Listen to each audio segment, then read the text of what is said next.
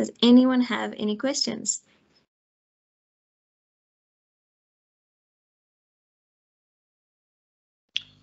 Thank you, Anisette.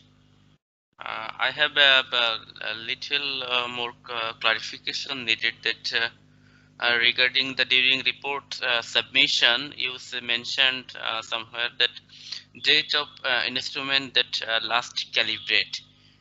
Could you please clarify this point, that what exactly mean? And another point is what are the threshold of passing this EQA test? Perfect. Okay, so the date that the instrument was last calibrated, if these are newly placed instruments, it will just be the date that the instrument was received or verified on your premises. If it's an instrument that has been around for a while, it should have a regular service cycle, in which case you'll just write the date that it was last serviced or calibrated or looked at. We use this information for troubleshooting. If anything goes, if you receive any unexpected result for your EQA program, because we know what we expect to see for each specimen in the EQA panel. So if you receive any strange results or are struggling with any errors, we can use that as a reference to say perhaps something is wrong with this module of the instrument or this part of the instrument that needs some attention. So that's why we ask for the date last calibrated. And yeah, why it's just important to report on that. It helps us with troubleshooting if there are any strange results.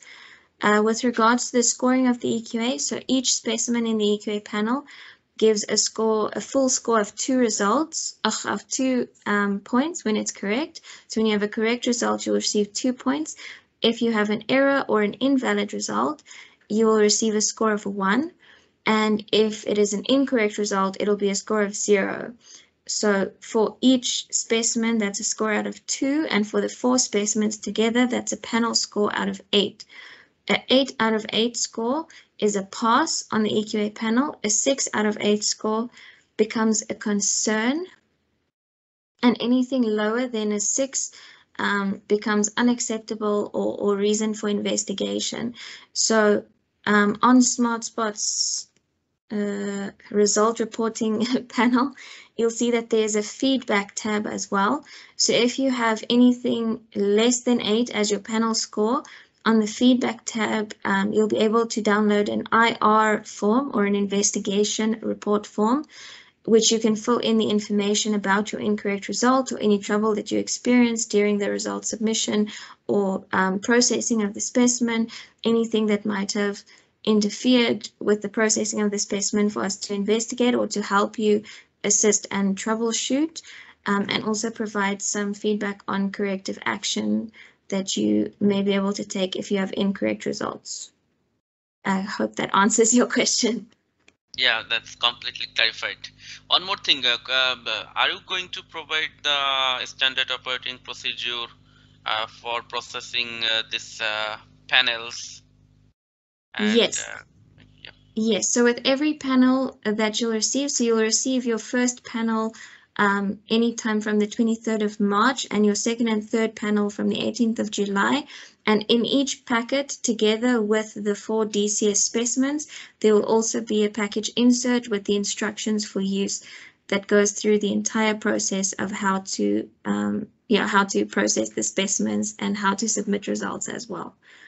If you want to download instructions, they're also available on the website. So if you log into SSQ Monitor in this first tab of instructions, there will also be instructions for use that you can download.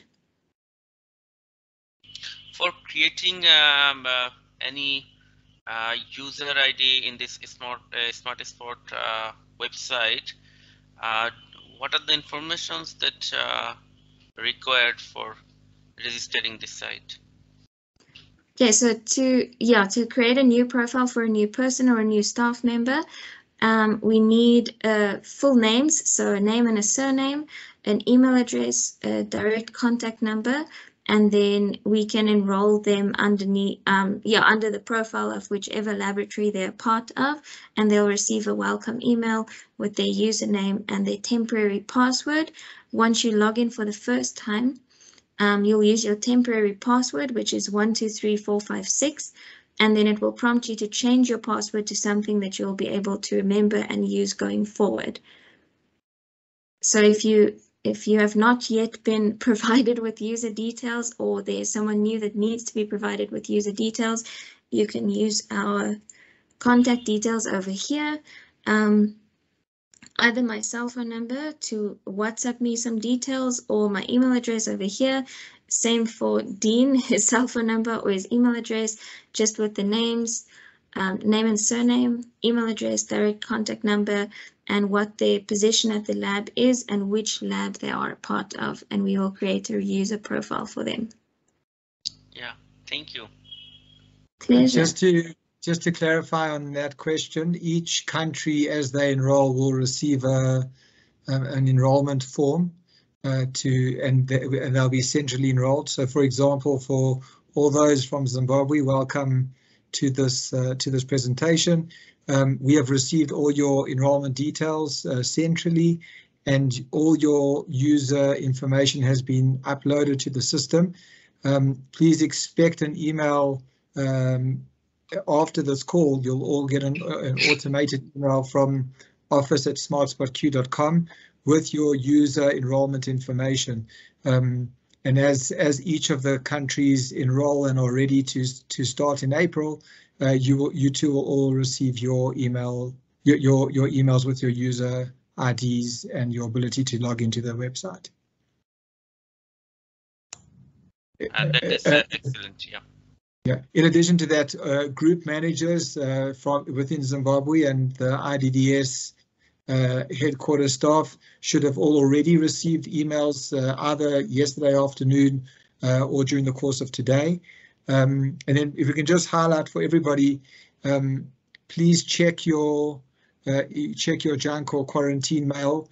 There is a chance that these emails could go there in the beginning, and if that does happen to you, please mark them as not junk or not quarantine, so as to ensure that all critical information that comes from office@smartspotq.com does in fact arrive in your standard inbox. Hi, my name is Kishan Chakraborty. I am the team lead of the IDDS project in Bangladesh. Hi, nice to meet you. My question is, well, I've been working with my microbiologists and also Anup, who was asking questions. So I have been part of this team and trying to understand. I don't have a microbiological background, but I'm trying to understand. So what I know that, when a test result, Truenat test result, comes invalid or incorrect, then we have an option to repeat the test. Is there anything like that for the EQA specimen? Can I repeat it if the result comes invalid, incorrect? Can we repeat the test? I don't know whether this is the right question, but if you please clear it. No, that's a very good question. So you will see with the instructions for use that you receive how to process the specimen, but the DCS is pushed into the reagent buffer that comes with the Truenat kit. It is shaken or vortexed and left to incubate at room temperature, and all of that liquid is transferred into your universal cartridge that goes into your first instrument for its processing. And once you're through the whole processing procedure for the Truenat instrument or the TrueLab instrument, you have your elution liquid that you put in your elution collection tube, and from that you only use 6 microliters to test on your chip. So with the amount of specimen that is provided, you should be able to repeat your test should you wish to from that elution collection tube. Great, thank you so much. Pleasure. Any other questions? Not from me. Thank you. Thank you, Nest. So actually, regarding the question that Kishanda asked, Actually, this is also part of the EQA. If somebody or some sample gives the error invalid, so I think in the EQA it should be reported, because this is need to investigate why the error or invalid happened, because it's maybe the calibration, it may be the other factor. I think so. It's not a regular test that we have to repeat it, in my understanding. So false negative, false positive, error and everything, all part of the quality checking and auditing. One maybe, so this is my personal quality perspective stand. One thing, another thing is that I need a little bit clarification, because you're telling about the country login ID, but the Truenat particularly would be using in the sub-district in the remote area. So mostly in the portable, and would be have a very low level electricity or digital devices accessibility. So we're thinking maybe we need to coordinate the EQA result centrally, particularly the submission and all this process, but we have to collect through the channel from the field. So in that case, maybe we need to assign one person is not at the particular all 38 facilities that we're planning to implement these things. So actually, what's your actually experience regarding this other countries, whether they actually submit the EQA results centrally, or it's come from the all assigned health facilities? So over to you. Thank you very much. Okay, thank you. I fully agree with your first point. I also think it is very important to report any errors or invalid results, especially when errors are repeated, or you find that you're struggling with the same module or the same part of the process repeatedly. I think it is very important to report those errors. And that is why we also include those options in the drop-down menu to report an error result, an invalid result, or even in the case where MTB was tested, but rifampicin resistance was not tested. So you'll see from our drop-down menu, let me just go back to that slide. There we go. Yeah, so all the options that you have to select from include MTB not detected, MTB detected, RIF resistance not detected, MTB detected, RIF resistance detected, MTB detected, RIF resistance indeterminate, MTB detected, RIF resistance not tested, MTB detected, RIF resistance error, as well as MTB invalid. So should you experience any errors, and especially repeated errors, you are more than welcome to report them here. And you can also report them, as I mentioned earlier, on the feedback tab in your investigation report form. If you're experiencing errors, whether you have repeated or not repeated the test, you're welcome to complete an investigation report form, and we are more than willing to help and support in troubleshooting where errors have occurred. With regard to the second part of your question, I'm just trying to remember. Well, he was asking, the internet connection, and there are some challenges. Oh, yes, the internet connection. Right. So whether we can do it at the central level. So we can assign someone from IDDS or from NTP to kind of coordinate collection of the test results and submit that through the system. Right.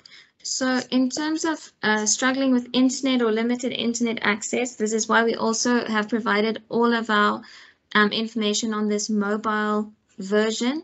So you use your browser to log in to this mobile version of the result reporting site, and it uses very, very little data to upload your results on here, which makes it already easier to access, even for people in remote areas or with very little internet access or limited internet access. This mobile version should be very easy to use. If this still causes a problem, we can also, like you've suggested, maybe allocate it to a central person. However, SmartSpot values enrolling every staff member in the laboratory to submit their own results if they are performing the EQA, because that's also another measure of making sure that everyone that performs the EQA, especially where it's rotated in laboratories, that they get the chance to perform the EQA. and that they are also quality checked in their own way, that everyone is aware of how the process works and how their mistakes are reported, or how the investigation procedure works if that's necessary. So we do prefer for each person to submit their own results, but in extreme cases or where it is really difficult or limited in access, we can allocate a specific person, and perhaps we can just state in the comment that this was centrally allocated to this person to submit, but it was processed by whoever else was in the lab. Dean, I don't know if you would like to add anything to that. I just want to go back to our comments. I think, as Ernest mentioned, the part of the value is in post-analytical processing is ensuring that the results are reported correctly. So where at all possible, we do see value in ensuring that the lab itself submits the results online. And as Ernest mentioned, where that is impossible, or in the few scenarios that it's impossible, we do have the group managers within each country, as well as the IDDS staff, do have what we call manager access to the website, where they can submit on a lab's behalf in extenuating circumstances. So there is functionality to allow that on a group level. But as you know, if we can just emphasize how important and valuable it is from an EQA perspective, where possible, for labs not to ask. Where they can, they should submit on their own. Where they can't, there is a way to ensure that the results are reported. Thank you very much. So this is very clear. So what I understood, actually, it's a part of also the laboratory performance. The laboratory would send their own result, and you value the total value chain of the laboratory. That is, I really appreciate this point, because yes, so and in a very unlikely situation that you mentioned, and maybe perhaps at the very initial stage to have any concrete thing, maybe we'll exploring the options, see the reality, then maybe we'll come up with our own solution in consultation with you. Over to you. Thank you very much. Sure. Just to add to that, if you look at the screen on the that's currently being shown, the result capture table, each specimen ID has to be inputted correctly.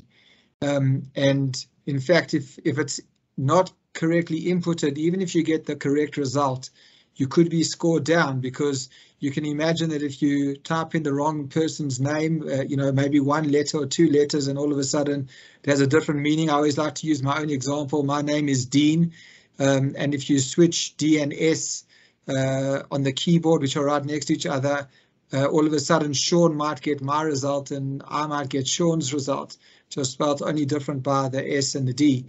It's very important that each lab takes into account that they are submitting a result that is, more importantly, if it's a patient result, and the EQA is trying to guide insurance that every patient is correctly captured, and so the specimen ID must be captured correctly in order to get a full score on the EQA. Thank you so much, Dean. Pleasure. I have one more question. Sure. And the question is, we have a plan to train all 38 medical technologists who will be performing the Truenat, at the selected sites. And so since we have a plan to conduct a 3-day or 3.5 days of training, it's several modules, the Truenat for Truenat implementation. So I want to know, because of course, we will want the laboratories and the medical technologies to be responsible for doing the test and uploading the test results. Of course, we want to do that. So can we have some, or you have any training materials that we can use to make it a part of the training that we are going to provide, so that we can also train them on how to do this EQA do the test and upload the results and things like that. Thank you. Sure. We have presentations like this one right here, and we've also provided to the IDDS staff the information on how to submit these results, which I think is already incorporated in some of the training material that will be used. And we've also discussed the preparation of demonstration videos to assist in the training. Very good. Thank you. Pleasure. I think we did not receive the demonstration video yet. Would you please share with us after this training? Sure. I think it will be shared with the IDDS staff, and they will probably distribute it to everyone who is handling the training at their various sites. Yeah, we got it. I mean, we'll be coordinating with ICF on this. Thank you. Pleasure. Could we perhaps ask from all the participants that are in Zimbabwe, have you all received your EQA panels yet? Maybe you can just show by way of hands who has received, maybe who hasn't yet.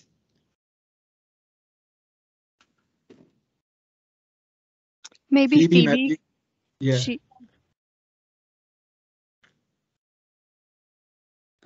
Hello, from the Zimbabwe team, we're going to send you a consolidated report of the sites that have received and the ones that have not yet. And we'll also, in that report, we'll also include where they are, because the specimens are being transported firstly from the national level to the provinces, then from the provinces to the district, and then from the district we are going to have the riders in the integrated specimen transport system, taking them to the specific sites. So we'll share the report end of week on the status. And then I would also want to ask my question that what is the minimum number of facilities that you use to conduct the analysis of the PT results? And also on the report, I have not yet seen a report. Does it show the comparison with the other participants or the other sites, so that a site can also compare themselves with the other facilities? Because I know you won't share the names of the other facilities that also participated, but also just for benchmarking. Thank you. Thank you very much. So to answer both your questions, so we usually, the programs are generally rather large, but I guess the minimum is probably 5. In this case, the comparisons will be much larger. There's 263 labs enrolling for Truenat, so that's a pretty large number. Our gene expert labs are compared with around 600 labs in the program. And then in terms of comparison, what we generally do is we provide 2 different types of reports. And the individual report is what you're seeing on the screen, which focuses only on the particular lab's results, and that's only available to the lab themselves. And if you are part of a group manager that has access to a specific country, you'll have access to your country. So Zimbabwe group managers will only have access to Zimbabwe's data, whereas Bangladesh's country managers will only have access to Bangladesh's information. And then, as the nest is showing on the screen, you'll see on the front page there's something the right icon says participant summary reports, and basically a month after the EQA is completed and all reports are out, we issue a participant summary report which has the data of that whole program in a comparative sense, where all data is de-identified, so that there's no telling anybody else who got the results, but you can see a comparison of how many people got a full score, how many people made an error, and what type of errors they had for each particular specimen in that EQA panel. Phoebe, have I answered your questions? Thank you. Yes, you have answered. And then previously you explained about corrective action and root cause analysis for responses that are not correct. So do you assist facilities to do root cause analysis? Okay, so we play a supportive role in this regard. So we expect the labs we provide an investigation report template, which can be used by the labs. They can also use their own template if they have such a template. And we offer the service of reviewing their investigation report. So we expect them to come up with their own root cause analysis, and then they can provide that to us for review. And during that review process, we try and guide the labs and play a supportive role in saying what you've identified as the root cause sounds correct, or if you need to, if we suspect that they need to probe deeper, we'll provide those comments until we're happy and we feel that we've given the right level of support, in which case we will then, if the lab wants, we will sign off on that investigation report.